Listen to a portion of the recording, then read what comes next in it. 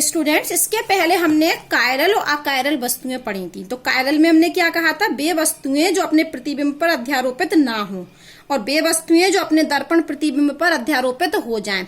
और कायरल में चारों समूह क्या होते हैं, अलग अलग होते हैं। कार्बन से जुड़े चारों समूह अलग होते हैं और यहाँ पर अलग अलग नहीं होते हैं। अब यहाँ उदाहरण नंबर हम 10.8 पढ़ रहे हैं। उन्होंने ये कुछ समूह दिए कि इनमें बताइए कि कौन सा यौगिक कायरल है और कौन सा अकायरल है। तो पहचान क्या है, कायरल में चारों समूह क्या होंगे, अलग अलग होंगे, और अकायरल में चारों समूह अलग अलग नहीं होंगे।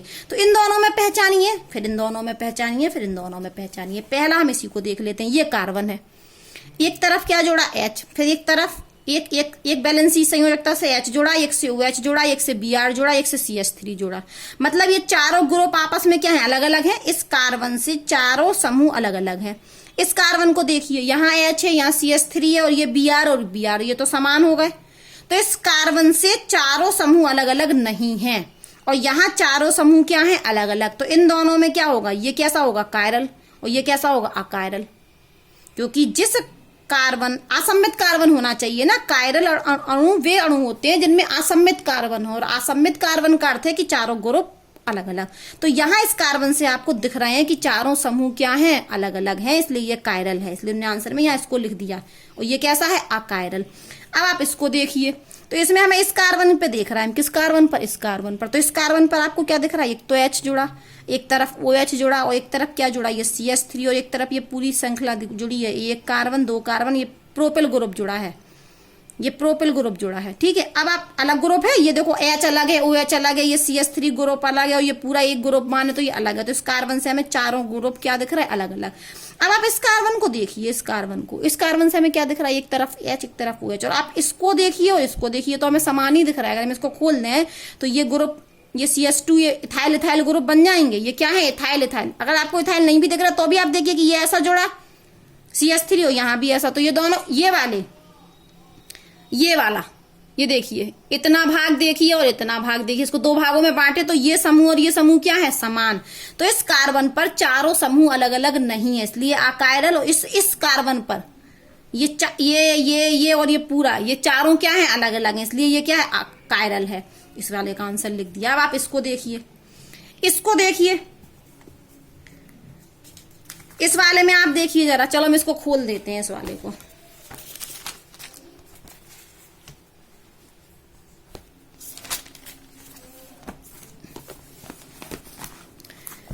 ये लिखा है यहाँ पर CH2, CH, CH2 और CH3, और यहाँ पर इस कार्बन से जुड़ा है Br, और एक में है CH3, CH2, फिर CH2, और फिर CH2, और फिर Br। अब इसको हम खोल रहे हैं, कैसे खोलते हैं देखिए। इस कार्बन को लिखा मैंने, ये वाला कार्बन, और एक अलग से ग्रुप जोड़ दिया CH3, और यहाँ से एक क्या जोड़ दिया Br, और यहाँ इस हाइड्रोजन को जो कार्बन से जुड़ा था उसको हमने जोड़ दिया ऊपर। और अब क्या बचा हमारा, CH2, CH3। अब हमने इस कार्बन को बनाना है, इसको बनाना है, इसको बना रहा है। इस वाले को खोल रहे हैं हम यहाँ से। तो इस कार्बन को लिया, इधर से जोड़ दिया हमने एक Br, और दो हाइड्रोजन जोड़े थे, तो एक हाइड्रोजन ऊपर और एक हाइड्रोजन नीचे, और बगल में क्या जोड़ा है, ये पूरा ग्रुप।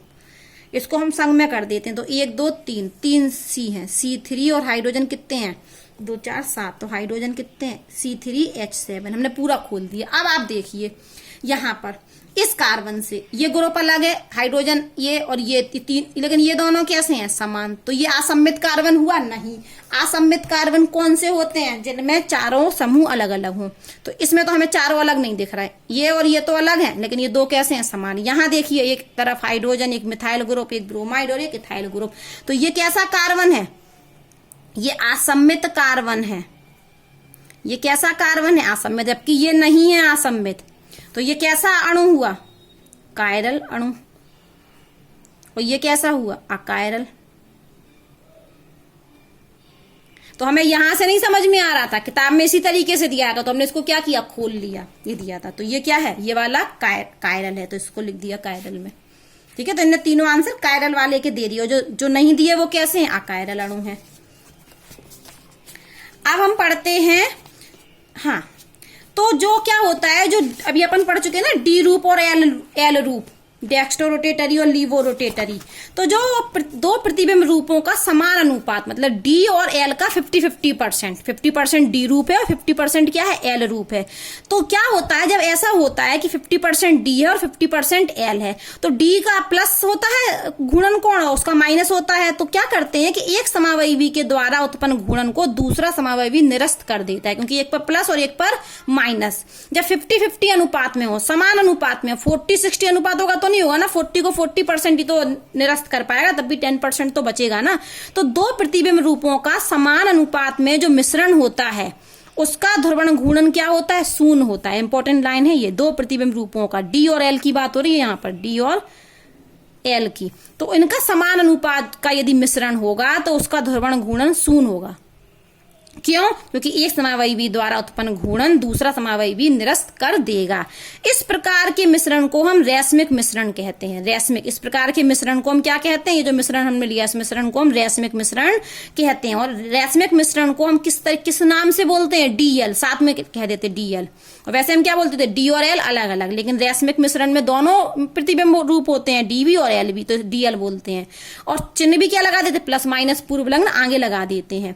ठीक है, अब इसी रैस्मिक मिश्रण में परिवर्तित होने की क्रिया को हम रैस्मीकरण कहते हैं। ये SN1 में होता है रैस्मीकरण। ठीक है, डी और एल रूप 50-50% बनते, यही था रैस्मीकरण। अब एक शब्द है धारण, एक प्रतिलोमन और एक रैस्मीकरण। ये तो कुछ थोड़ा थोड़ा आप समझ ही चुके हैं। जैसे आप इसको देख रहे होगे, यहां पर ये Cl ने, देखिए आप इसको देखिए और इसको देखिए, क्या अंतर दिख रहा है हमें? तो ये अंतर दिख रहा है कि OH की जगह क्या आ गया, Cl। तो ये भी प्रतिस्थापन अभिक्रिया है, एक परमाणु की जगह दूसरा परमाणु आ गया, तो प्रतिस्थापन है।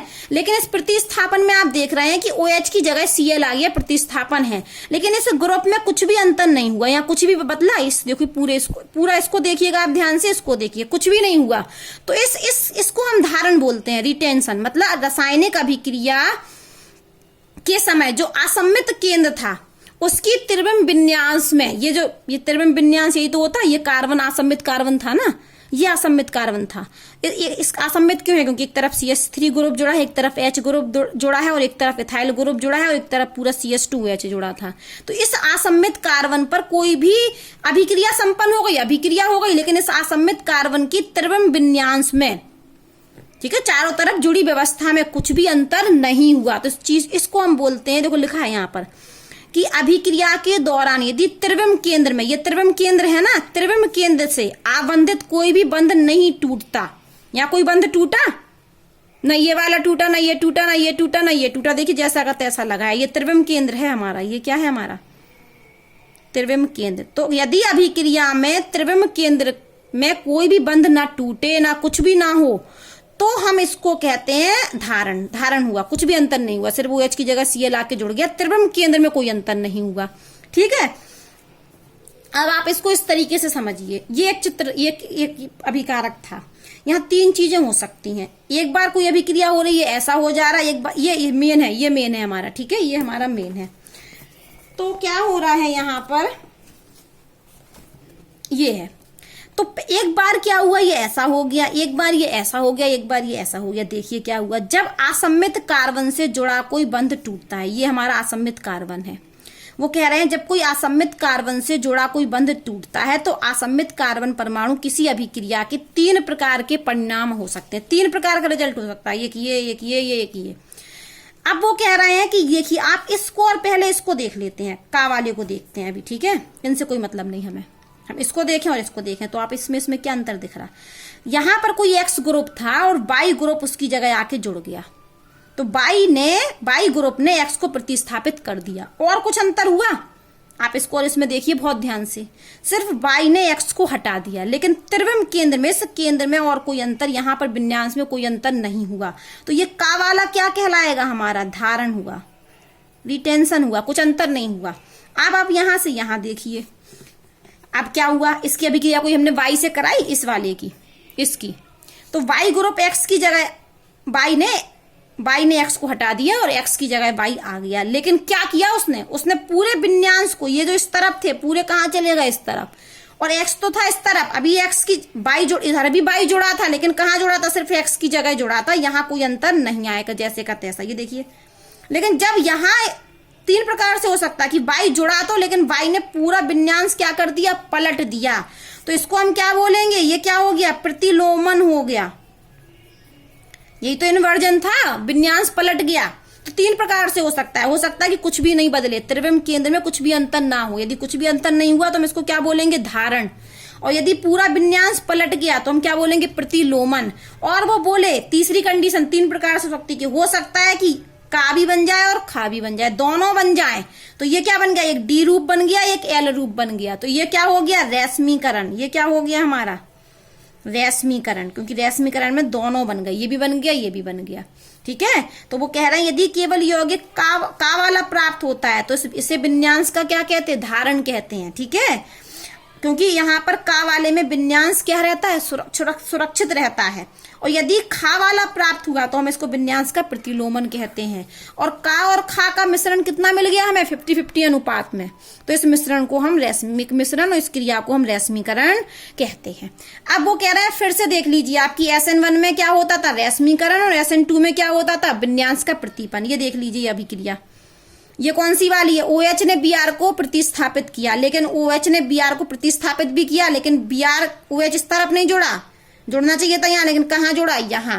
ये पूरा विन्यास इधर था, ये यहाँ पहुंच गया। तो ये कौन सी अभिक्रिया हो रही है हमारी, SN2 वाली। और यहाँ बोले ये SN1 में, तो SN1 में पहले क्या बना, कार्बोकैटायन। अब वो आप फिर सुनिए कि ये कार्बोकैटायन बन गया। मैंने कहा था कि कार्बोकैटायन में जो कार्बन होता है उस पे sp2 संकरण होता है, और आकृति कैसी होती है, ट्राइगोनल। इसको मत देखिए अभी इन दोनों चित्रों को। ये कार्बोकैटायन बन गया। इस कार्बोकैटायन के कार्बन पर संकरण कौन सा होगा, sp2, और आकृति कैसी होगी, ट्राइगोनल। अब OH को आक्रमण करना है तो या तो OH क्या जुड़ सकता है, तल के ऊपर या तल के नीचे। तो एक बार उन्होंने क्या किया, OH को तल के ऊपर जोड़ दिया, और एक बार कहाँ जोड़ दिया, तल के नीचे। तो बोले अब जब OH जुड़ेगा तो OH दो कंडीशन में जुड़ सकता है। तो यहाँ पर दो रूप मिलते हैं, इसीलिए SN1 अभिक्रिया में क्या बोला था मैंने, रैश्मीकरण होता है। ठीक है, अब हम नेक्स्ट वीडियो में पढ़ेंगे विलोपन अभिक्रिया।